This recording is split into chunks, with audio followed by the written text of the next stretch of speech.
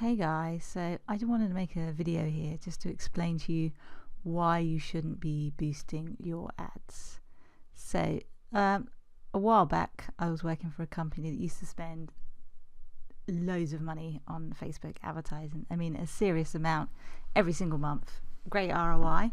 And basically Facebook used to come in and take us out for dinner. That's how much money we used to spend. And they told me that they divide their audience into likers, clickers, and buyers. It's as simple as that. So they segment their audience.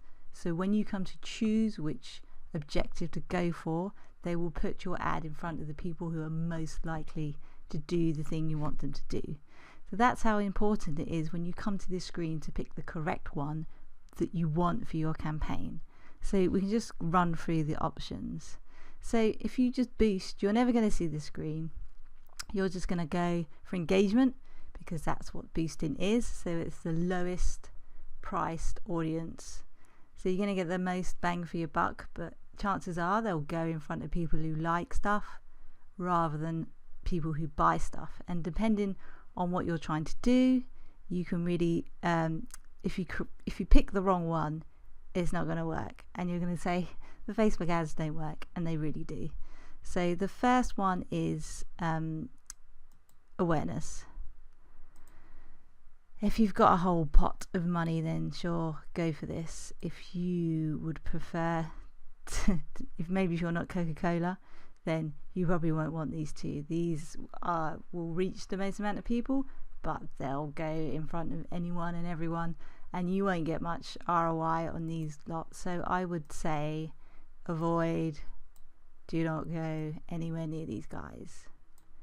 So the second one we're going to talk about is engagement. So these are the people who will like, share, possibly comment on your ad.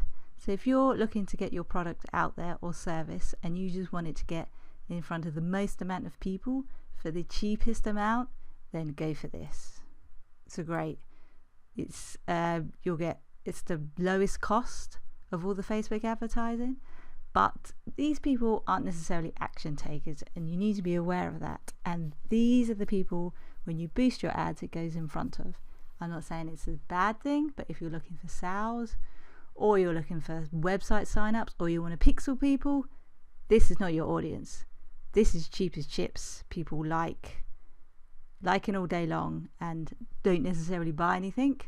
I would avoid this audience unless you've got the most amazing product that people are prepared to rip their own arm off to get. It doesn't matter what you choose, you're going to get conversions. So don't think that you can't if you've got an amazing offer, but just think that this is a good liking audience, not buyers. And so the video views is exactly what it is. If you got a video, you want plenty of views for it, you can go for engagement, or you can go for this. Again, this is a low paid audience. They just put this ad in front of people who watch videos, not people who buy. So these two are great. If you know what you're doing and you know what you want, go for it. So let's pick a different one. Lead generation ads. So these are leads ads. So what will happen is they'll see a form. The form will be pre-populated by Facebook because they have the user's information, and it's the laziest lead you will ever get. And in my experience, low quality leads, because they haven't had to do anything. They don't have to go to a website, they don't have to fill out a form. Facebook fills out everything for them. They just click OK, and most of the time if you follow up these people, they don't even remember doing it. I don't think this is a great audience. I've seen some great results and you'll get leads for really low numbers, but the quality is what I question on those leads. By all means, try it, test it. I'm not a big fan, but some people say they get great results of it, so it's worth a test. So very close to this lead generation audience is the messages audience, people who are most likely to click send to Messenger. The difference with these people, there's no difference between these two, but these people you can pre-qualify them in the bot because we know how cool bots are. So these actually turn out to be quite a good audience, and they're cheap as well because we're not in the conversions. So if you go after these people, It's definitely worth doing if you pre-qualify them and make sure you ask them the right questions and then get them as a lead. You can work really well and get them really cheap. App installs, perfectly. If that's what you're going for, that's what you would choose, nothing else. It's a great choice. So traffic is the next step up for price of audience. And these people will leave Facebook, and that's the important difference between these two people. They will leave Facebook. That gives you the opportunity to pixel them. These are not a particularly expensive audience, a little bit more expensive than engagement people, but these are action takers. They will leave. I do find that they will buy, just their buying window is much bigger than these guys who will buy in a much smaller window. But this is, if you just want to pixel people, you want to build your database, these are the perfect audience, and they're cheap, so definitely a great, and they will leave Facebook, not like these people stay here all day, so they're a great audience. So the highest cost of any audience is conversions. So these will be view content, add to cart, purchases, leads, any conversion. These people are action takers, and these people will buy. These people have bought before. Facebook knows this. And these, if you segment this off, so you might have an audience of, I don't know, 2 million, but actually only a quarter of those people will be conversion buyers. So that's why you see your frequency rates getting higher, because there's not as many buyers in that audience, say, is engagement, which obviously will be higher.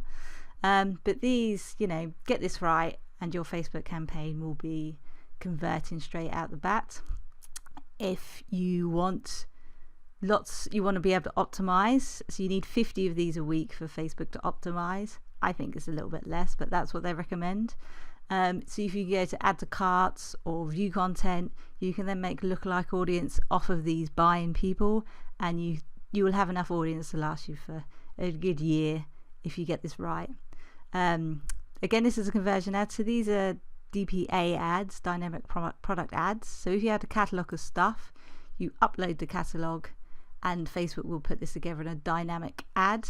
Works great, love it. You do need a good product catalogue, and it takes a little bit of setup, but these work really well. The last on the conversions is store traffic. So this is if you had, say, a restaurant chain, what you would do is you would make this into a location type of framework, so the main brand page and all the locations belong to it. And then what it can do is it will show the ad when someone's near your location with the correct store.